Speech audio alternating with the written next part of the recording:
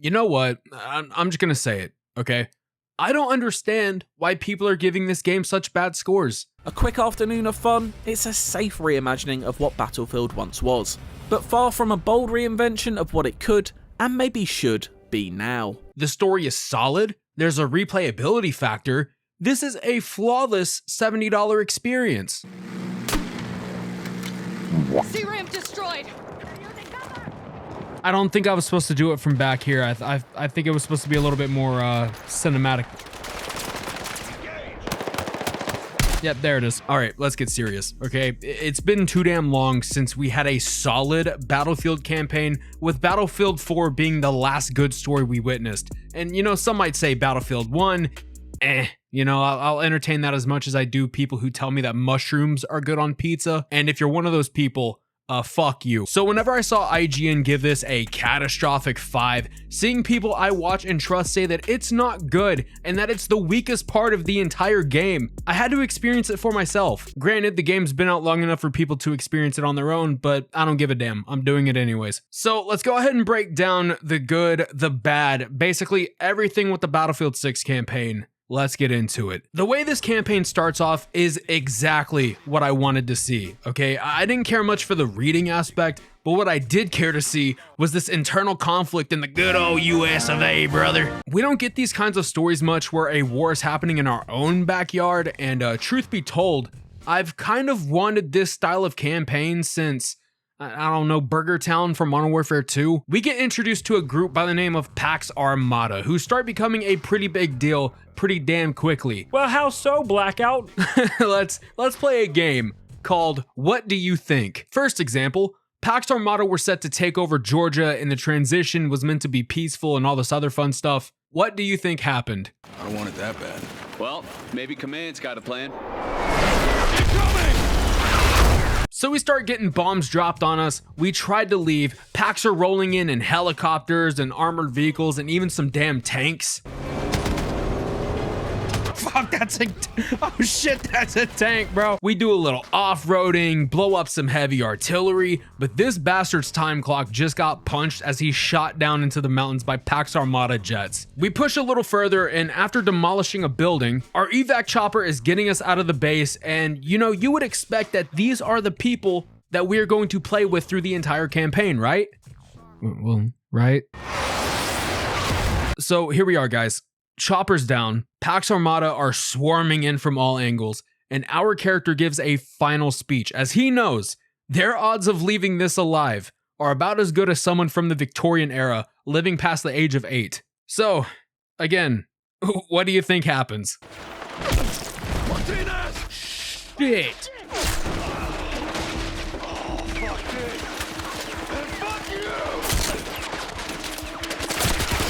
Oh my God. Just as you go to face Pax Armada on your own as 3/4 of your squad are basically dead, a chopper rains some lead from above like a more badass Farah or Farah, however the fuck you say her name from Overwatch. You get in the chopper, you fly off, and that is the opening to Battlefield 6. I don't know about y'all, okay? My keyboard is a little sticky just experiencing this, okay? Just a little. If you were to ever try to think of a great way to set the scene for the campaign, this would be it, 100%. After this, though, it's where things start to not go down necessarily, but, you know, they just kind of stagnate a little bit. And admittedly, I was going to go through every single mission of the campaign, break it all down.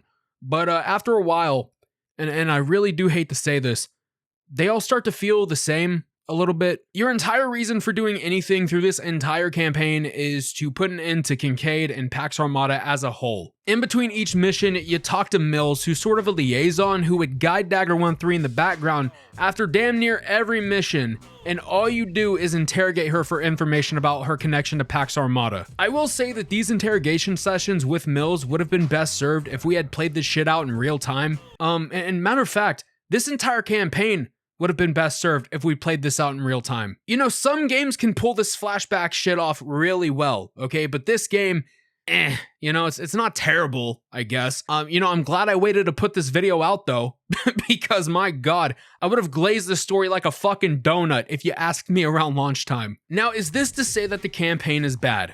Not at all, okay? In fact, I had a lot of great moments in the campaign. Gibraltar offered some really great moments. Holy shit, that just looks so good. Ooh, I got me a little sniper. Let's fucking run it, dude. I can't see the other one. Where? Am I fucking blind? Like, where's this? Oh, there he is. Cairo offered an incredible level of stealth that resulted in you taking a dude's finger just to extract some information. All of these missions have a charm to them that scream Battlefield to a degree. I say to a degree because there are some missions that, well, they could have used a facelift or two. A little collagen, a little Botox, something. Like, for example, there's a shoot house portion of one of the maps. I would rather not have played something that looked like it got lifted from their competitor 6 years ago. Tajikistan, fuck it, it's gonna stay in regardless. That map was supposed to show the open world capabilities that DICE can bring to the campaign, but there's another company who keeps forcing this style down our throats, even when we've told them to not do this shit. I know, I'm making a lot of comparisons to Call of Duty in this, and all this is gonna do is rile up the Battlefield purists, demanding I go back and play Call of Duty. Or kill myself. I'm honestly not sure at this point. But this campaign and the entire plotline reminded me of a particular game. One that I was actually about to cover on the channel before this game even came out. You know, and I went through the effort of playing it from beginning to end, but I became so bored and so uninspired by it. It probably won't ever see the light of day on this channel. And that game is Call of Duty Ghost. So we have fish. I am not fucking with you people. I swear. Rourke and Kincaid are borderline cut from the same cloth, but thankfully, this game is fun. Battlefield 6 made sure to nail that part first before anything else, so thank God for that. And if you want to know why I'm making this harsh comparison between Rourke and Kincaid, it's because in Call of Duty Ghost, you know, you find out that Rourke used to be a ghost. And after a near-death experience that, you know, we made the call on, it ends up souring his whole perception of being a ghost, and then he turns on us and he's like an enemy of us and all this other shit, right? I kid you not. Listen to how Kincaid speaks, and it is exactly the same story. Must be a relief, huh? The brass showering you with honor and valor while deep down, you know this is what you really deserve. That's right. You look at him. That's it. Show him how much pain he's causing you. Funny thing about your old man, he lets his men die to save his own ass. Sidebar, before I get too far with this, Ghost sucked ass back then, am I right? Let's jump into the fun part of a story, okay? When people die. I will say that the deaths in this game, although not being a lot, they do provide a semblance of emotional impact for me at least. Like your initial squad that got gunned down in the beginning. I legit thought that things were gonna come to an end for Murphy and that we were just gonna continue the campaign after that whole entire squad got wiped out. When Carter gets stabbed though, you can borderline feel the weight of that because you had been with him up to this point, and just as he was about to get his revenge on Kincaid and all this other shit, he ends up dying from his injuries, and now he's replaced by another guy who's essentially this franchise's Simon Ghost Riley. Speaking of Carter's death, I really gotta hammer in how fucking insufferable I find Kincaid. This Freddy Krueger dollar store Conor McGregor looking bitch yaps more than anything in the world. He gives Bible-sized sermons on how he used to be one of us and now he's against us and all this other shit, right? I'm just tired of hearing him. You know what? Why couldn't we just pull out a gun and pop this asshole like a firecracker on New Year's? It's just beyond me. Thankfully, you do get your opportunity to, but it's not you that does it. It's yeah, I'm just gonna show the clip. How long have you had an assassin on your team? Come on, you're all too smart to be dancing to hot shit! What's wrong with you? Just don't get us down. He was reaching. So after we wipe him off the census for next year, that is basically where the game ends, right? That's the last mission. We end up racing to get to a helicopter to fly out and we head towards Mills. But now it's set to the present day, so hey, we've come full circle. The ending is sort of what I already expected, but I didn't see it coming at the time. I don't know why. There's nothing left to say.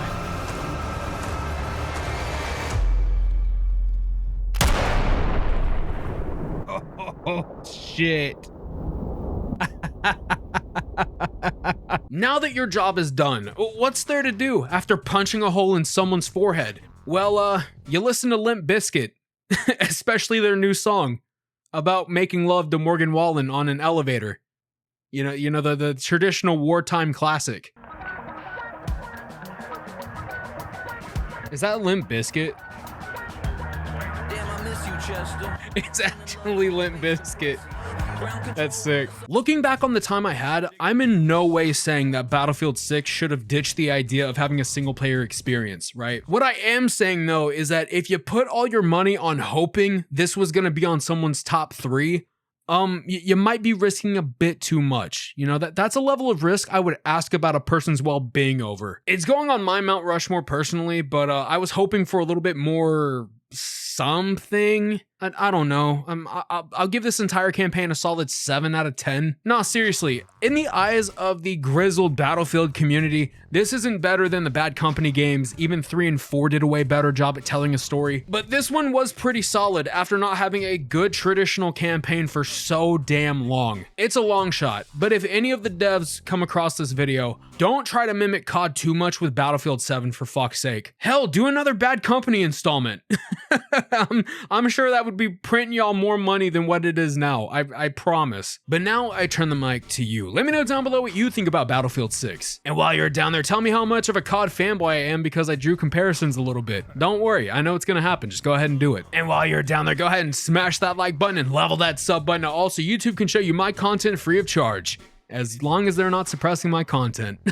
I want to give a massive shout out to the members of the channel. As always, y'all are amazing, incredible people who go the extra mile. Thank you guys so much. But yeah, that's about it. Later.